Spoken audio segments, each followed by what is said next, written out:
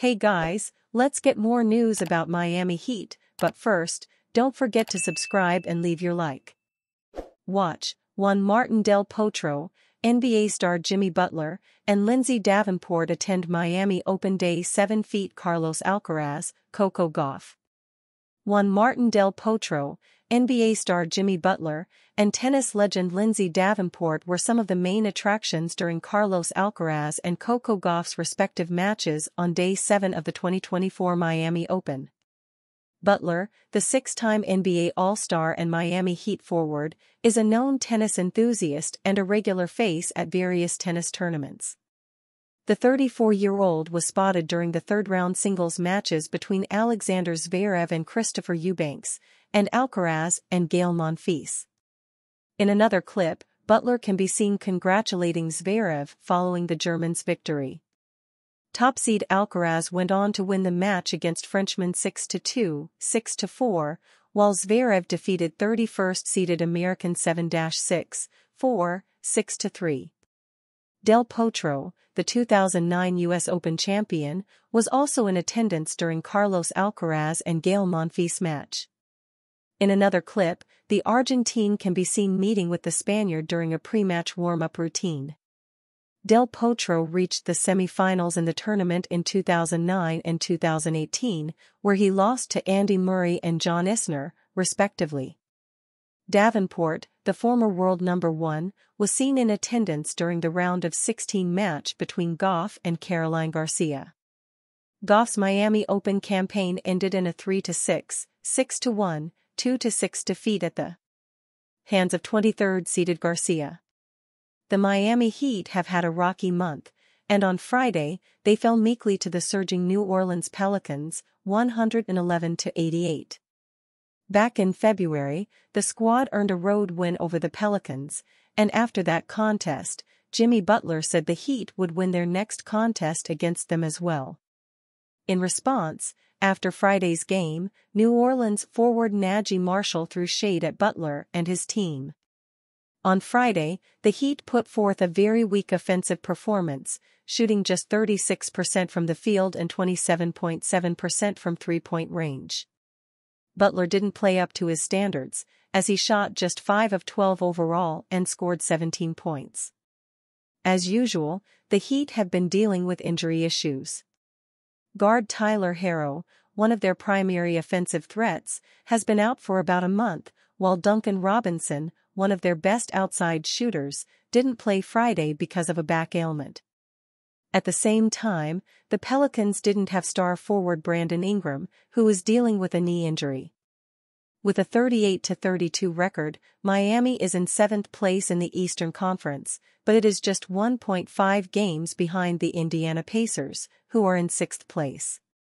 As a result, the team has a very real chance of avoiding the play-in tournament and the potential dangers that come with having to participate in it.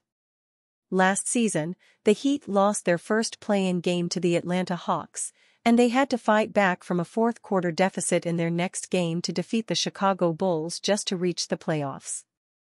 Of course, once they got to the playoffs, they got hot like a summer's day in South Florida and made it all the way to the NBA Finals. One concern the team may have these days is the play of Terry Rozier, who the Heat acquired prior to the trade deadline in order to jumpstart their offense. Rozier put up strong numbers before as a member of the Charlotte Hornets, but in 23 games with Miami, he's shooting just 41% from the field, and his scoring average is down from what it used to be. Tracy Jackson-Davis questionable for Tuesday's game versus the Miami Heat. Tomorrow, the Golden State Warriors face off against an injured Miami Heat in Miami. The Warriors may be down rookie Tracy Jackson-Davis, who is currently listed as questionable with knee soreness, per The Athletic's Anthony Slater. Jackson-Davis has been averaging 7.4 points, 4.5 rebounds, and 1 block per game this season as a rookie. If he remains out, Jackson-Davis would be the Warriors' only player on the injury report. Veteran big men Kevin Looney and Dario Saric may need to step up in his absence, despite disappointing performances from both leading up to this point in the season. Looney was bumped from the starting lineup in January in favor of Jackson Davis at center, after a stretch of stellar performances by the rookie, which proved he would be able to lead the team. Since falling into a slump towards the end of January, Sarek hasn't seen much playing time, despite the return of his longtime second-unit pick-and-roll partner Chris Paul at the end of February. Both Looney and Sarek have had highlights this season, with Sarek being a reliable shooter for the Warriors at the start of the season in particular. One of these two big men will have to step up tomorrow if Jackson Davis ends up sitting out. For the Heat, Tyler Herro and Duncan Robinson are both listed as out, while Kevin Love, Jamie Jaquez Jr., and Caleb Martin are questionable. Hopefully, the Warriors will be able to come out of Miami with a win as the Houston Rockets continue to creep up on their play-in hopes.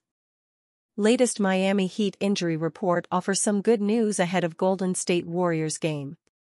The Miami Heat have released their injury report for their matchup with the Golden State Warriors on Tuesday night, and there are some positive updates for the team.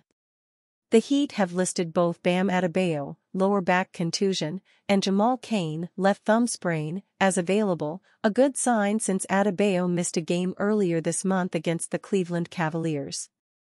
Miami still won't have Duncan Robinson, left facet syndrome, Josh Richardson, right shoulder surgery, and Tyler Herro, right foot medial tendinitis, in this game, but the Heat could get a couple of key players back in action. Jamie Jaquez Jr., who missed the team's last game, is listed as questionable with left ankle discomfort. That gives the standout rookie a chance to play.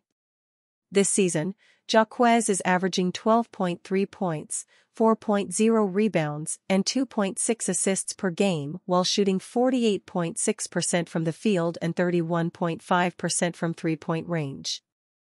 In addition to Jaquez, Kevin Love, right heel bruise, and Caleb Martin, right ankle discomfort, are both listed as questionable.